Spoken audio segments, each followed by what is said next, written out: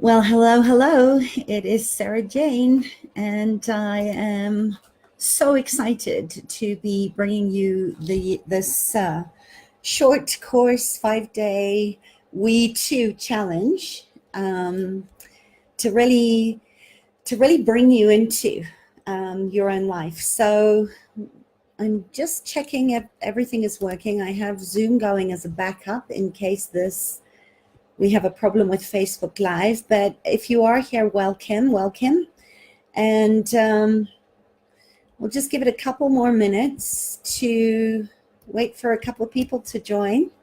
Hi, Farah, nice to see you here. Farah is the guardian of the Feed the Furballs, which you have all so beautifully and so generously given to.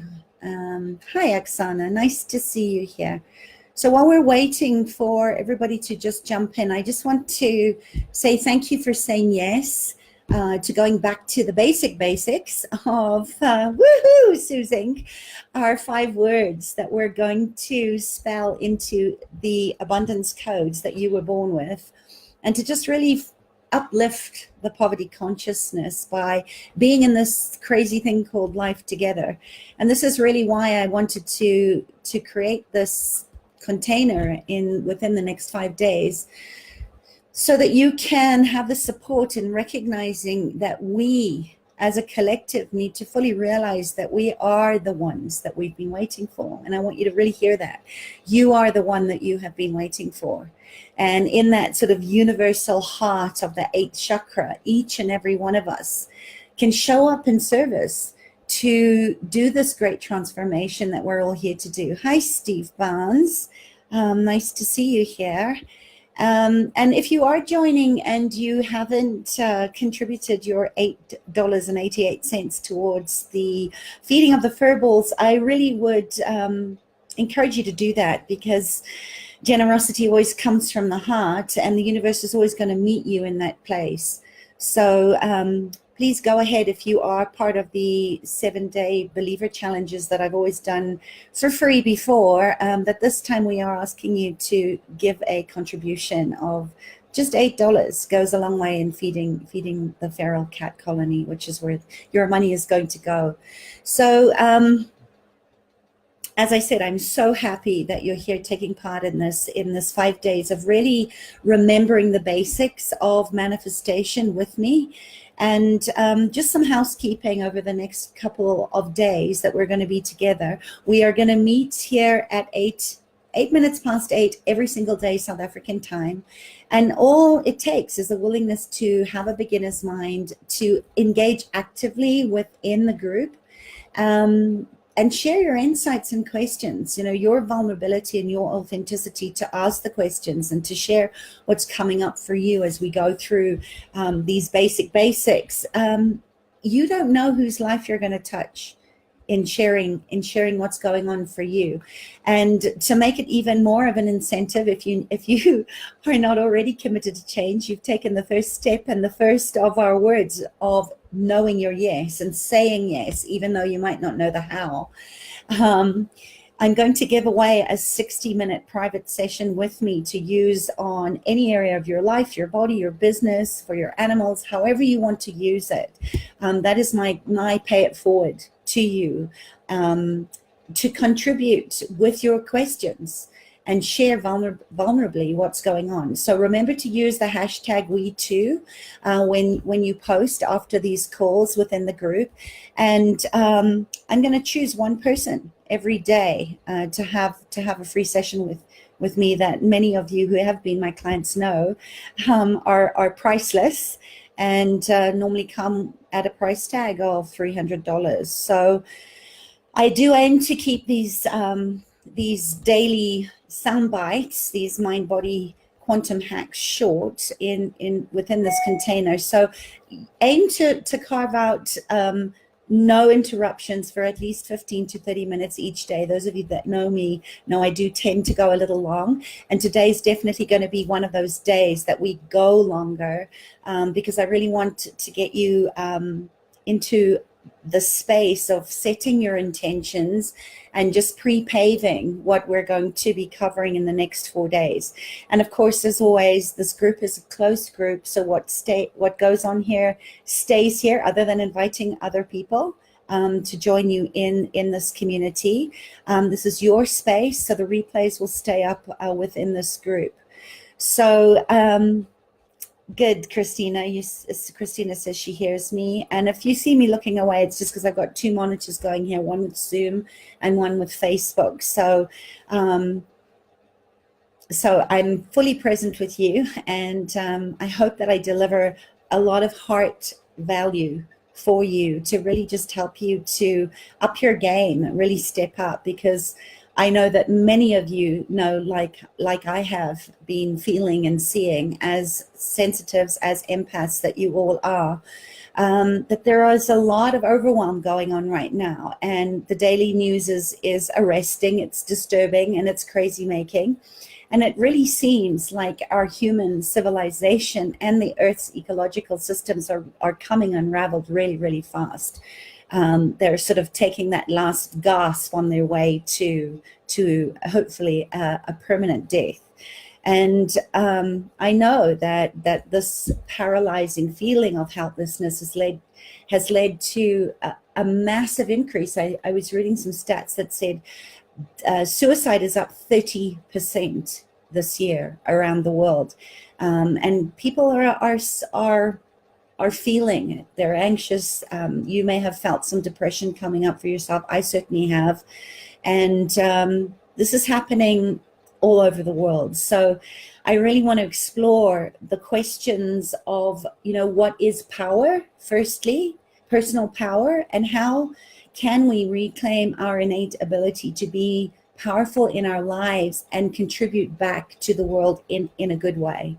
Because these emergencies and dramas, they are doing their utmost to suck us in, and sometimes in self-defense we tune it all out, and we need you to stay awake, because the results of doing that, trying to keep the old systems in place and our old ways of doing things in place is just moving us further apart, separating us further than ever, and really fragmenting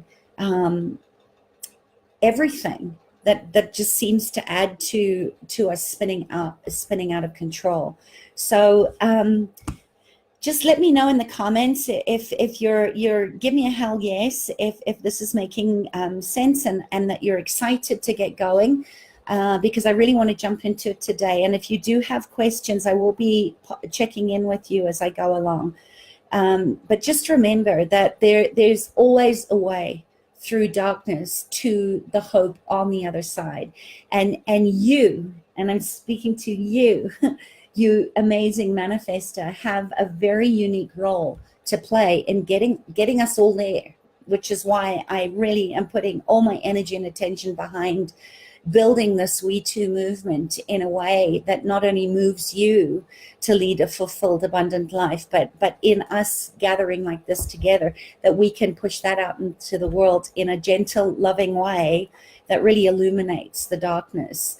And also just remember that, from the most part, it's not our fault. We've all been living in a trance that's dedicated to us to not feel like we're ever enough, and dictated by old faulty beliefs and lies and lines and manipulations and patterns that were formulated in early childhood, and in most cases pre-birth, and also on our genetic and ancestral and familial lines.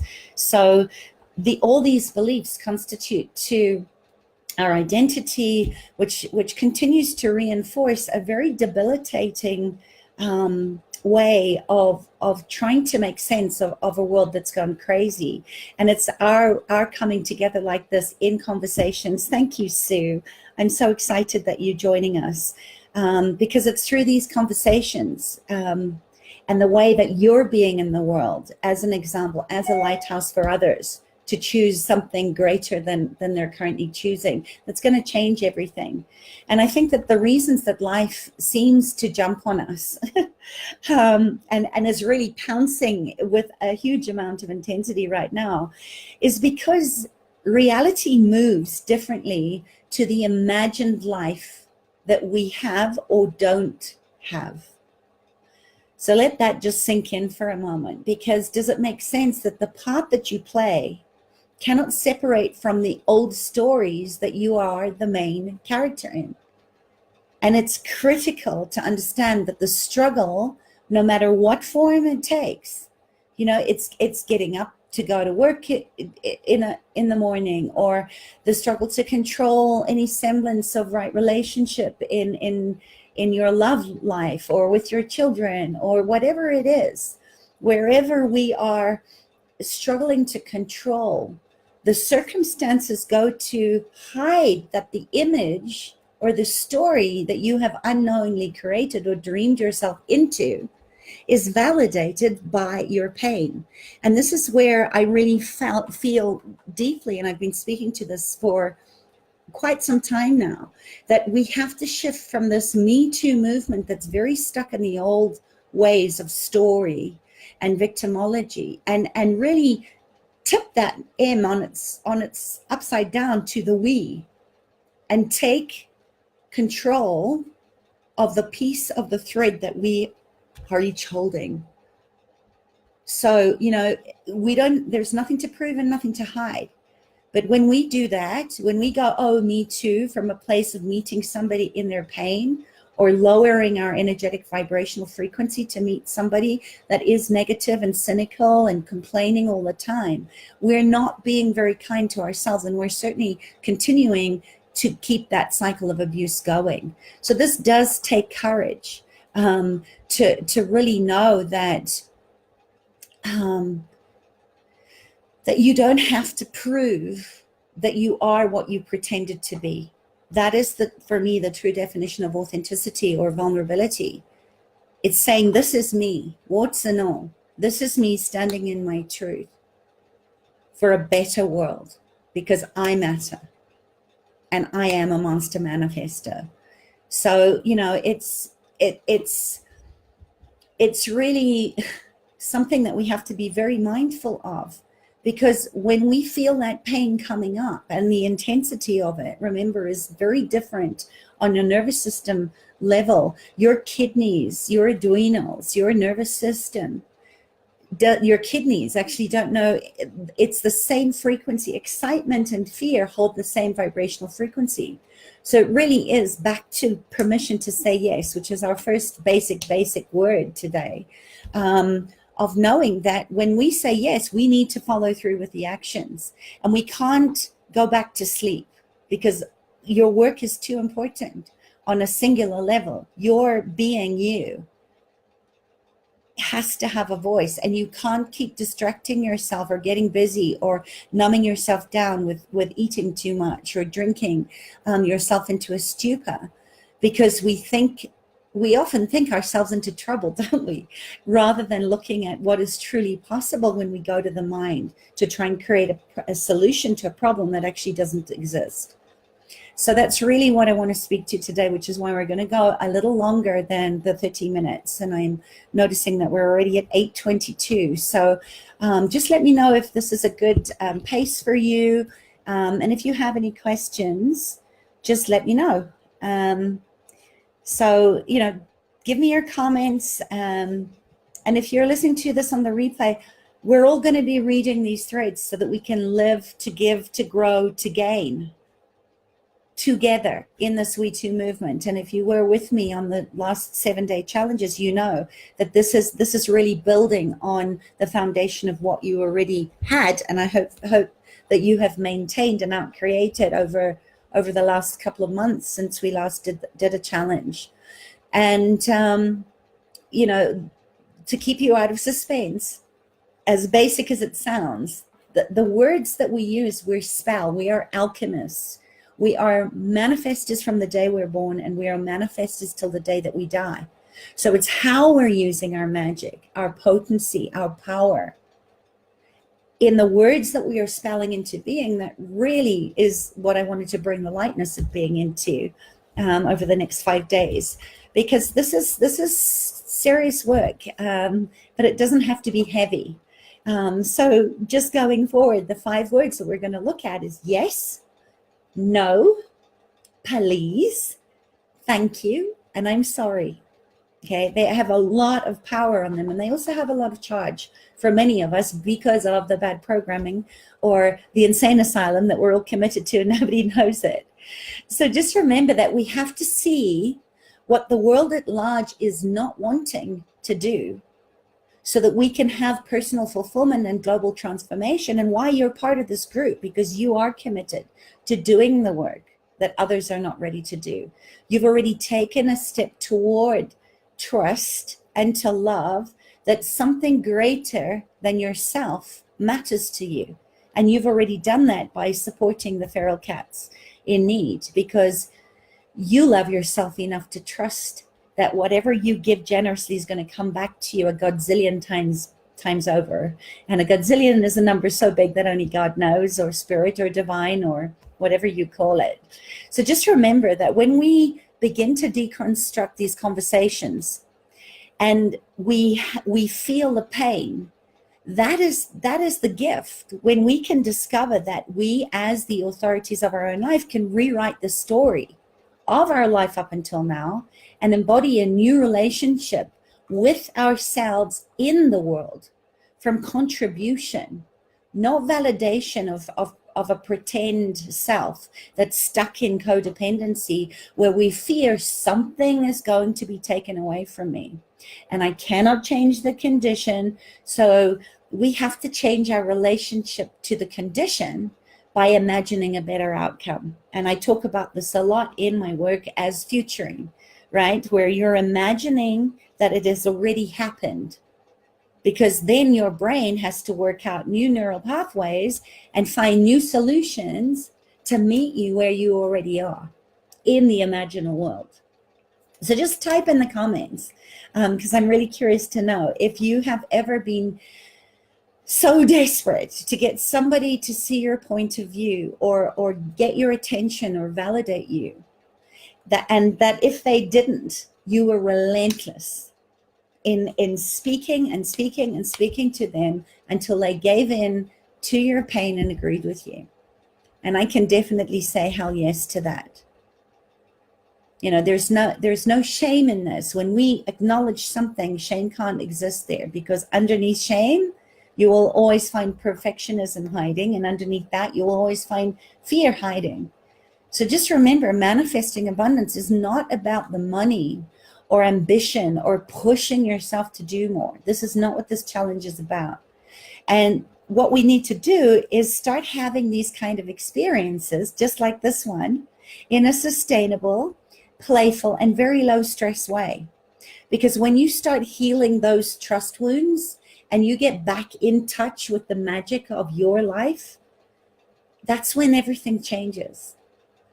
So type in the comments if you can remember back to a time where you perhaps used to trust life more than you do now. And you don't need to share the details of that, but just type in the comments if you can remember a time when you were so in trust and flow that you just were lit up with your life. And this might not necessarily be a comfortable process, but if you think you're ready for it, and if you're still here, you probably are.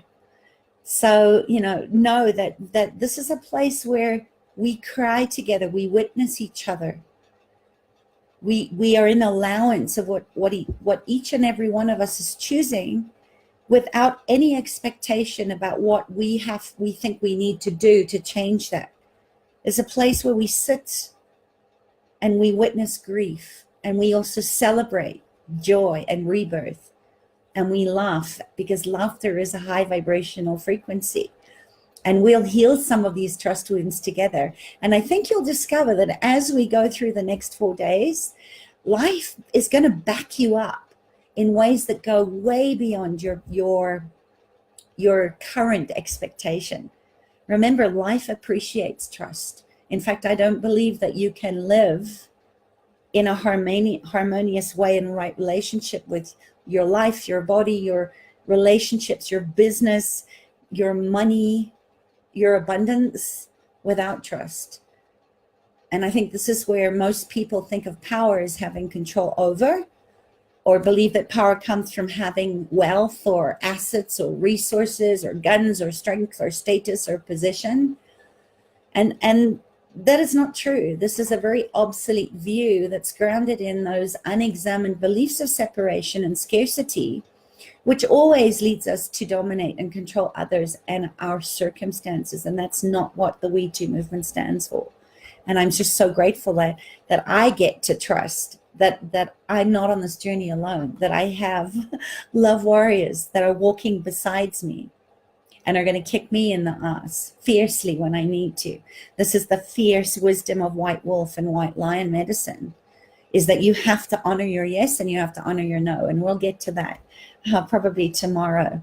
So just for today, I want to use the Oxford Dictionary version or definition of power, which says that it is the capacity or ability to direct or influence the behaviors of others or the course of events. So let's set that intention right now, that from a shamanic perspective, we are contributing to bringing ourselves back to the heart. Because right now, we've all experienced a global crisis of a collective soul loss. It's a loss of our innate true nature, our essence, and our personal power from individual and collective trauma. So these are some of the things we're going to explore of how can we comprehend the level of insanity in a world that would soil its own nest, rip children from the arms of their mothers, shoot defenseless voters, that is happening in the Zimbabwean election right now, where people that are standing for clean water, like at Standing Rock, were hurt and shot down with water hoses, and where there are so many of the old patriarchal way that are engaged in activities that are promoting ethnic cleansing and genocide all over again. You know, our current language keeps us bound in a mechanistic paradigm of separation and limitation and fear and false objectivity. And we are working together here to move into a quantum field of relativity and connection and communion and possibility, interwoven through love, because we are standing for that. And that's the place of true power and what we're here to do. So buckle up and get excited, because this is really where authentic power in being yourself, in being mindful of how you're showing up, is very relational, because it's birthed from a very, very deep ancient place of stillness and presence and interconnectedness, that the sacred chamber of your heart, that that resides within the heart, is always known. Not only with other humans, but with all of life in the natural world.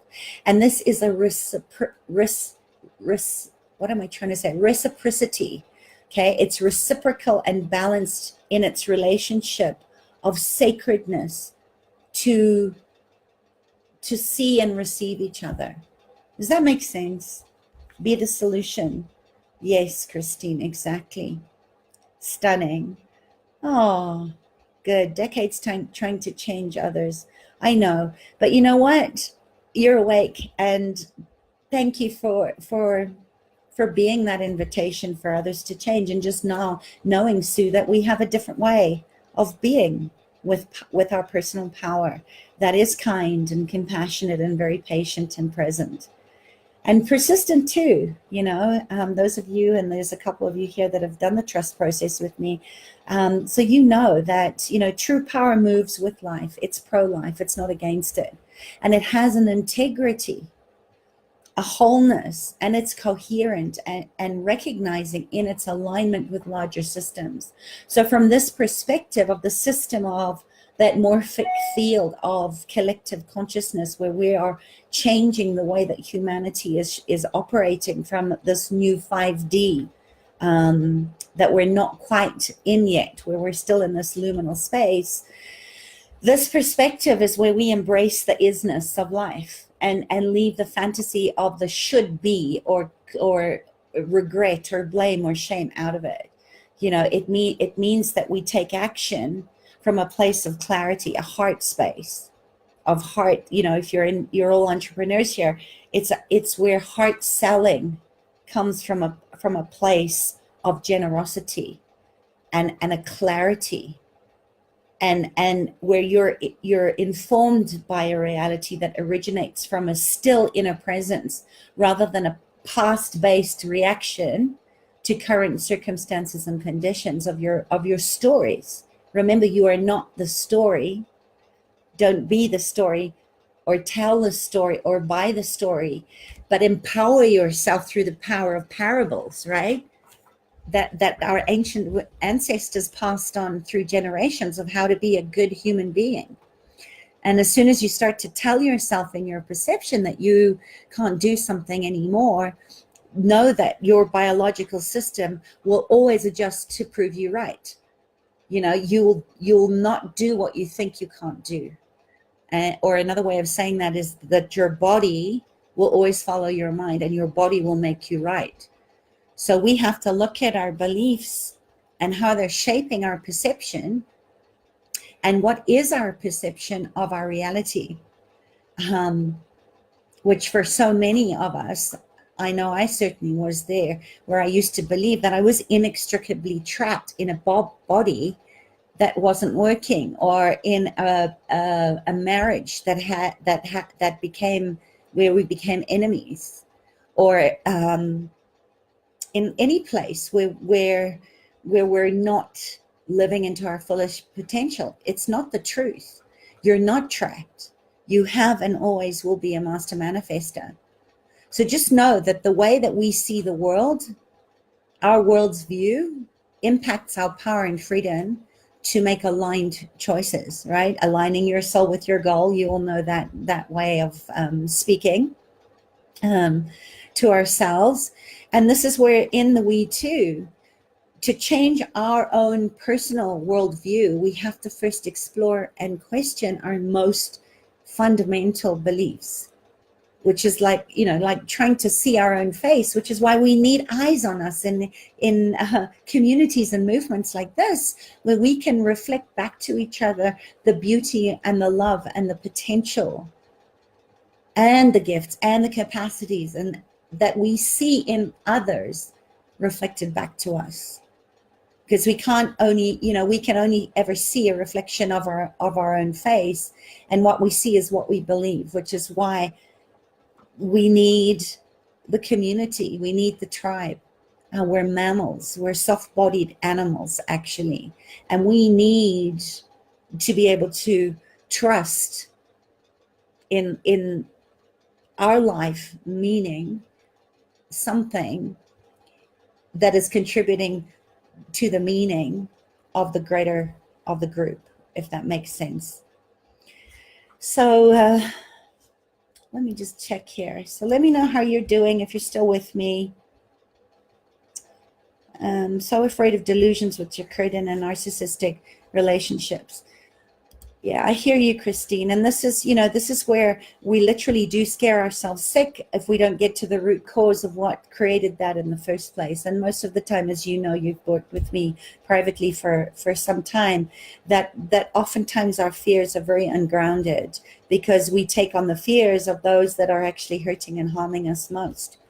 And just remember, our past is based primarily in our reptilian brain, that processes over a million times more nerve impulses per second than the conscious mind's neocortex. So this means that if we're not vigilant in how we're showing up in each present moment, our actions will always be dictated by our past. So our identity, or who we considered ourselves to be, and our corresponding actions are always going to be based in the remembered past of that narcissistic relationship. So we need to actually look at it from a different place, and I'm going to speak to that more during today. So if you still feel like you're stuck on that, Christina, let me know. But a great question that I want to put out to you, and one that you can either openly comment to in the post or just keep all for you in your journaling, in your journey work, is to ask, how can we together create an evolutionary upgrade to our own belief systems? And I know that one of the greatest assets for transforming and upgrading my own personal narrative was to really get clear and define the story that was defining me, and knowing that it was fear. You know, what's that thing Joseph Campbell says, that the cave you fear to enter holds the treasure you seek? So just remember, fear, anxiety, even depression, it's frozen power, right? Where you give a negative definition to something, it's always going to rob you of the opportunity to grow and evolve. It's a warning of danger, either real or perceived or imagined. And that warning is going to show you what wants to be healed or attended to in your life. You know, the feeling of danger, those spidey senses, you know, trust in your gut. And a lot of, many, I would say the majority of our fears are often related to the death of our identity, of our I-hood in the old stories. So when we fail to realize is that our fears hold the key to our evolutionary growth and transformation. It's a precious roadmap to our awakening. And the source of our fears is also often, as I said, it's our past-based identity. It's where we're not allowing the death of the story, because we think that the death of the old story is going to mean a physical death to our body. At least on the nervous system level, that's what happens. So in order to address the pain of threatening situations and retrieve our true nature, our essential being, our unique talents, our capacities, our genius, right? Our diamond blueprint, we came in encoded as manifestors. And it's this illusion of fear. It's this illusion of abandonment and separation with our fears, where we're not letting them shut down our ability to create and fully enjoy life anymore. That's where the upgrade and the quantum leaping happens, is when we must go to the body, the physical body, to learn how to ground our energy in presence.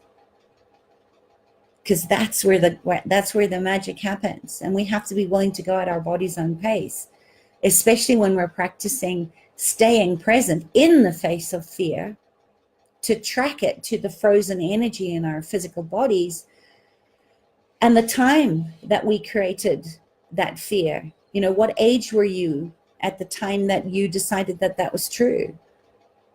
Then we can start to dissipate the energy of the trauma and open up new portals of power.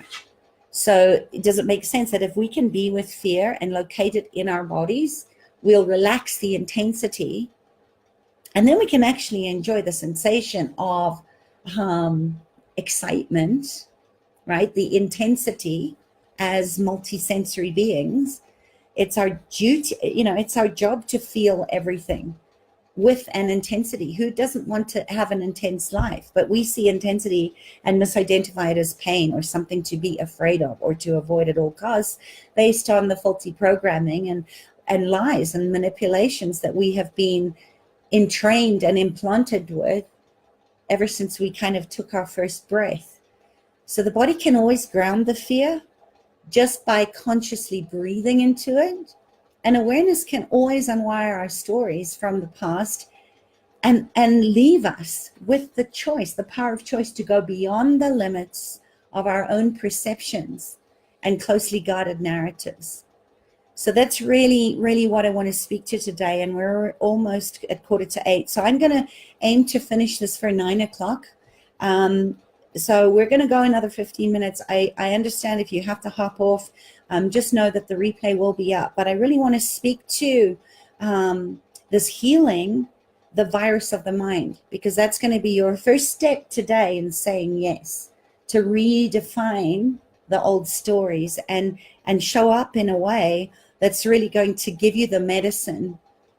And I think the medicine, your medicine right now, is reminding you of this great chaos, right? That you are not your mind.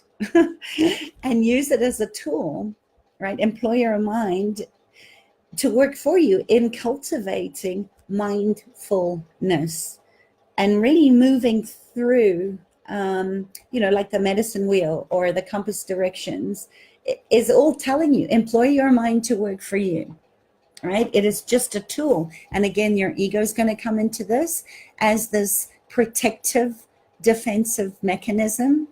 But it is up to us to use that in a discerning way.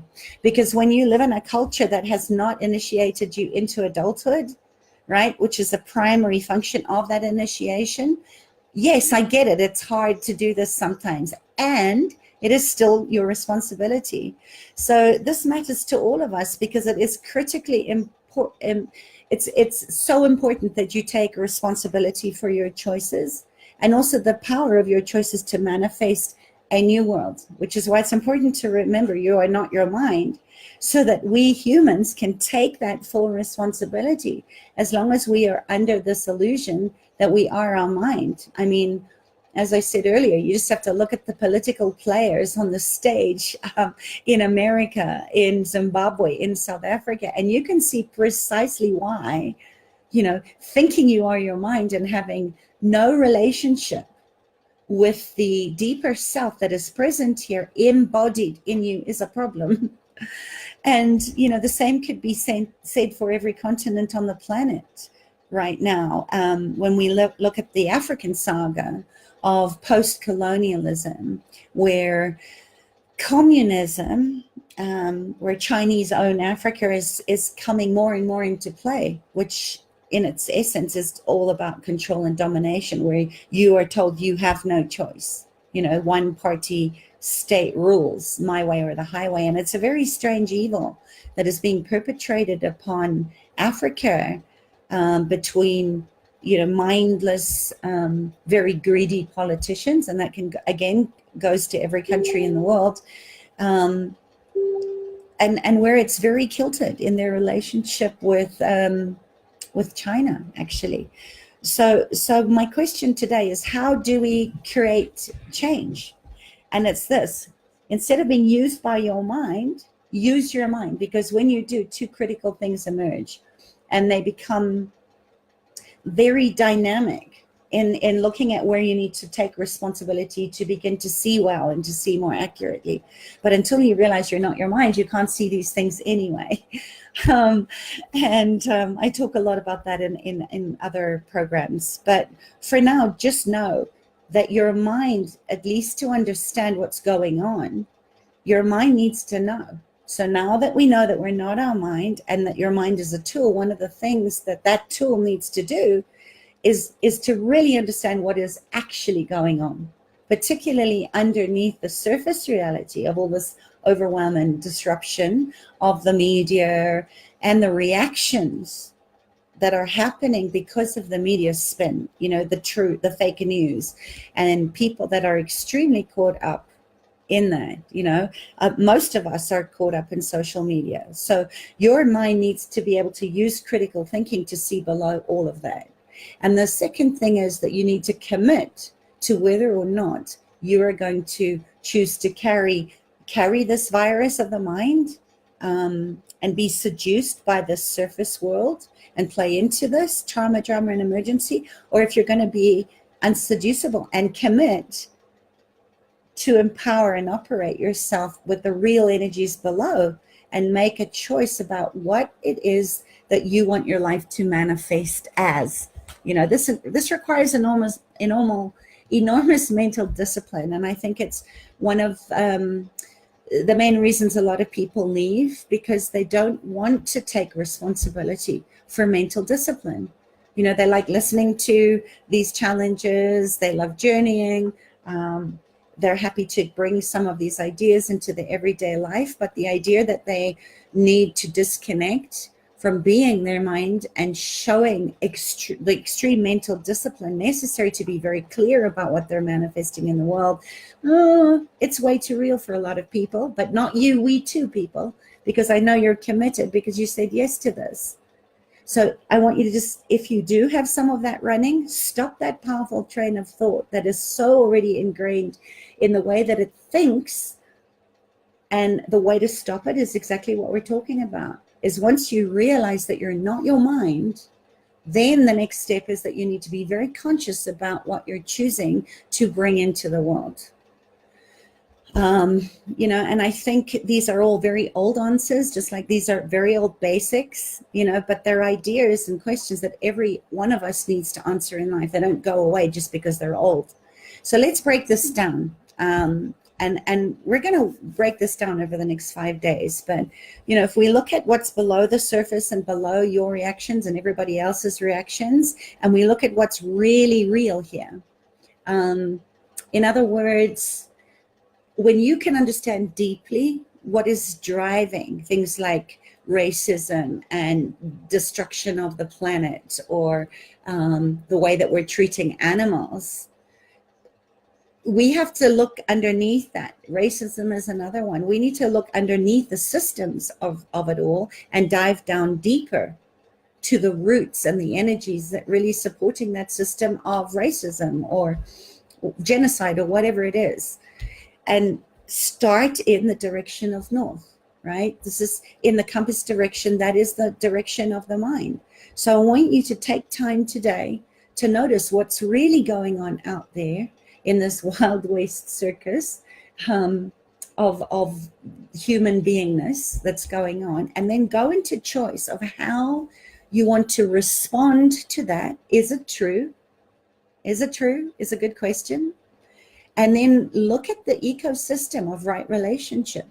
Because when we do that, and we're looking at what we are reacting to, what fears come up, what triggers push you, and we're not saying this is right or wrong here, but we're just looking at what is here and what is going on in your life, your communities, your relationships, the global scale, and ask, what is it that I need to see, and what is distracting you from not seeing in this very busy world that is filled with ways to shut you down and turn you off to the truth of what that is. So instead of getting depressed, instead of just grieving or venting, use your mind and ask, how am I going to address this thing? Because we are living in the death of the old story. It's like crabs in a pot. They're grasping at the last bits of it to keep themselves alive. It's already dead, but we need to give ourselves a space in this luminal time, right? Where we're between what was and the old patriarchy of the 3D, and we're not quite in what's coming through yet, right? So we're in the waiting room right now with one foot here and one foot not quite planted in that. And we know our mind, and we know our mind is trapped in the old story. So we need to actively engage in that critical thinking to draw our minds out of that old story and engage in the present time that we're in. And the words to use for that is to use that we are in the time between stories. So does it make sense that if we are always journeying, or we're always futuring around the things that we don't like that are going on in our lives, in the world, in our businesses and our relationships, and we are reacting to that we're never going to get to the root of what created that in the first place. So we need to pull our mind out of the old story and ask, how can we engage with the skills here in the time between stories, in the waiting room? Ask yourself, what actions do you need to do to begin to shape your new story as the author of your life? And also, what actions do you need to stop doing so that you do not pollute your new story before it even has time to be born or take shape in your world? These are all very good shamanic inquiries to really understand what's going on here between stories. And also within that, we need to be very aware of not eddying out of this transitional place because it's uncomfortable. And we need to do that as much as we can by not grasping for the past to solve our discomfort to the future and our uncertainty of being between worlds right now, or between dimensions. And trust that when we're able to drop out of the mind, come back into the body, then we can start to recognize all the crazy stuff we've been doing in our mind to exacerbate what we don't want, and then employ your mind to get you what you do want in between stories. And also, to just be present with what is yours to change, not grasp for the past all the time, and know that the things that worked in the past are not going to work to get you forward. We have to create in this We Too movement a different way of being that is not of the mind, and practice the fact that we're not our mind, so that we can start to realize that our mind's been running the show and literally scaring you sick because you didn't realize that you had a choice, and that you're trading stories as if they are real, instead of being able to see underneath the stories to something much, much deeper and eternal that is going on here because of you being here. And, this psychic virus is really what I want to speak to here, or what the indigenous Cree people call wateekvo, okay, which literally translates to this virus of the mind. It's a cancer of the mind that's actually spreading all the crap around the planet. And they use this to understand the role of the mind, and particularly the weakness of the mind, to be vulnerable to this virus. And what we go into in depth in the direction of north, that it doesn't ride in the body, it doesn't ride in the spirit, it rides and inhabits the mind as an entity. Wateekvo is an entity. So evict it. Will you be responsible to be the one that carries this virus into the new story? Or are you going to use this time now between stories to become immune to wateekvo? So that is what I want to invite you into as we go forward, is to really look at what is really going on here, and look at, is your mind feeding the virus of uncertainty, of chaos, of lack, of scarcity, of fear, of hatred, of greed, or is it going to aid you in transmuting this terrible virus that is creating this great separation sickness that is a cancer that's spreading across the planet? And that is why we need you, right? Just like the indigenous people talk about the movement of one world ending and another world beginning.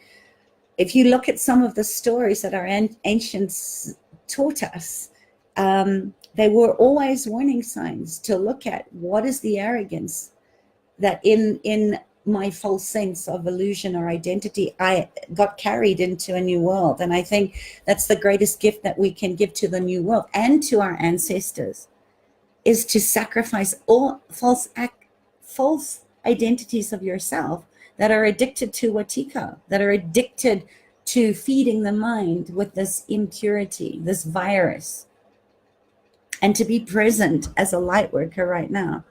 That's the greatest gift that you can give to the future, is to sacrifice all those old aspects of yourself right here, right now, in this time, in the waiting room between stories, so that we do not carry this virus across this gap of unknown possibility.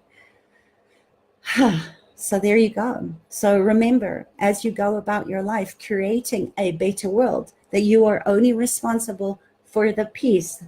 I still have my red thread on my arm. This virus of the mind, wateekvo, can only survive in a host.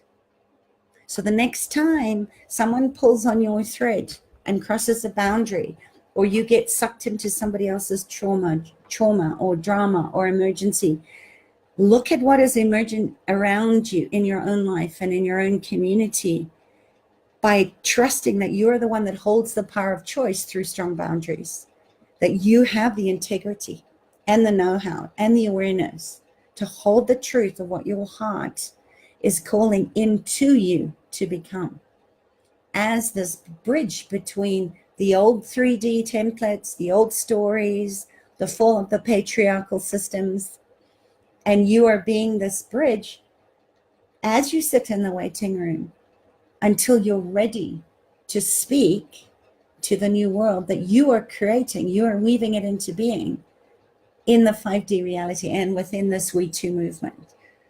And I hope that you're excited about that, that you get to hold your peace, you get to tug on the string to get eyes on you within this community, And you also get to rest, because you have the power of your tribe and your community that is going to do what needs to be done while you rest in the waiting room.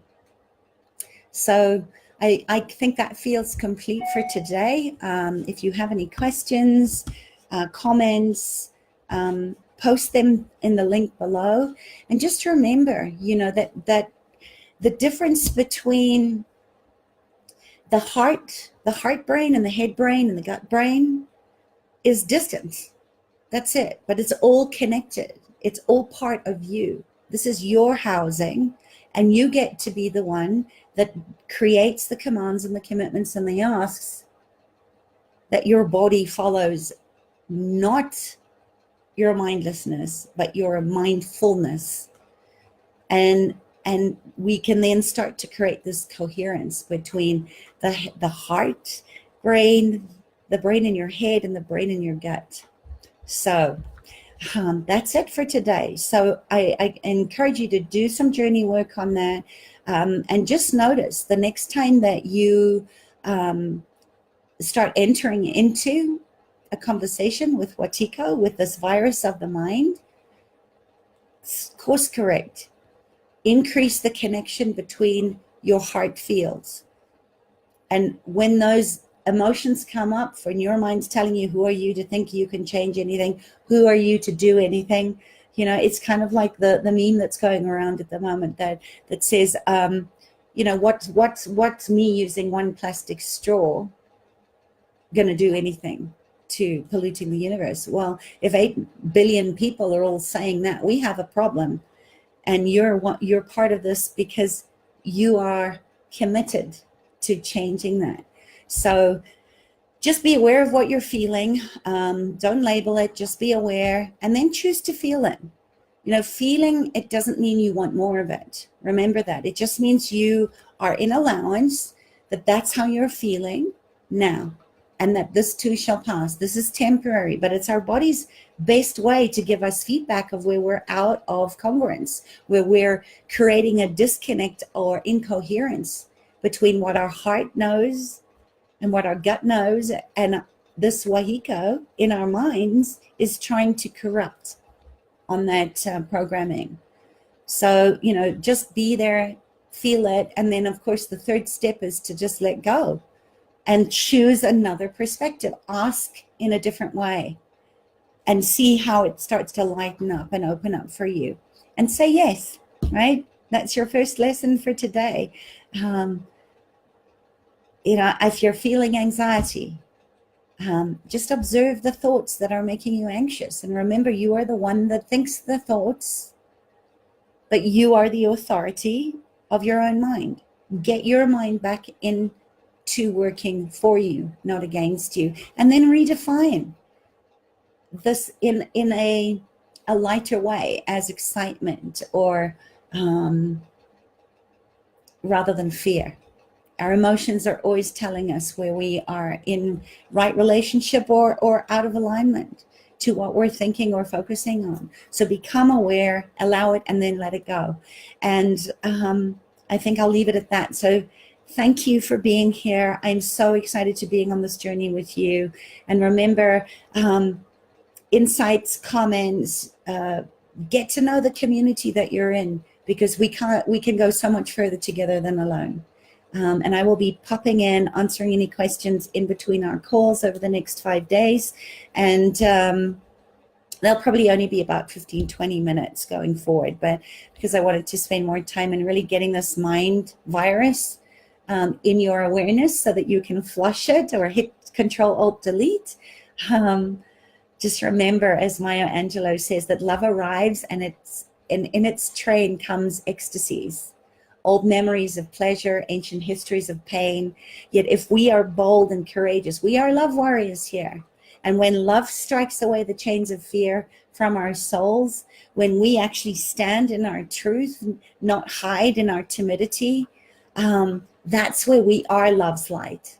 When we dare to be brave, when we use our voices and we stand for what truly matters to us, suddenly you get to see that love costs all we are and will ever be. as she says, yet it is only love which sets us free. So know that you're loved, and I will see you on the other side tomorrow. All right. Thank you. Bye.